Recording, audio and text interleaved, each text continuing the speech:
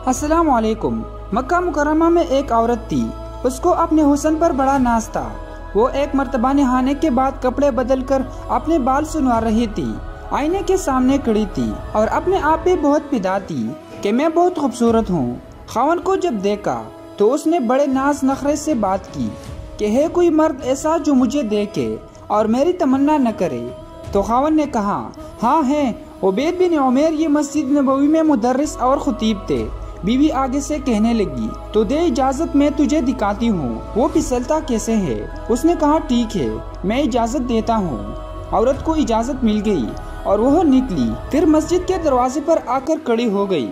अब जब मौलाना उबैद बिन उमैर मस्जिद नबी सल्लल्लाहु अलैहि वसल्लम से बाहर निकले तो औरत ने पहले उस तरीके से बात कही जैसे कोई मसला पूछने के लिए खड़ी हो। तो मौलाना खड़े हो गए। उसी दौरान उसने अपने चेहरे से निकाब को हटा दिया। उसका ख्याल ये था कि जब वो मेरा हुस्न जमाल देखेंगे तो मुझ पर फिदा हो जाएंगे। जैसे ही उसने ऐसा किया तो उन्होंने नजर हटा दी और कहा, देखे क्यों ऐसे काम के बारे में सोचती हो जिससे तुम्हें दुनिया में भी जिल्लत मिले और आखिरत में भी जिल्लत मिलेगी। अब ये अल्फाज उनके मुंह से इतने दर्द से निकले कि वो शर्मा गई और वापस आ गई। शौहर ने पूछा, क्या बना? कहने लगी, क्या सिर्फ मर्द ही नेक होते हैं? औरत नहीं नेक हो सकती? मैं भी नेक बनूंगी। उसकी जिंदगी बदल गई। उसके बाद रोज वो खावन से पूछती कि वक्त है तुम्हें मेरी जरूरत है। अगर कहता हाँ तो वो वक्त खावन के साथ गुजारती और अगर वो कहता नहीं तो हिजाब पहन लेती और सारी रात मसले पे इबादत करती।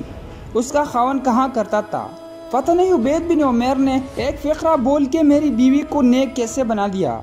शिकार करने को आए, शिकार होके चले।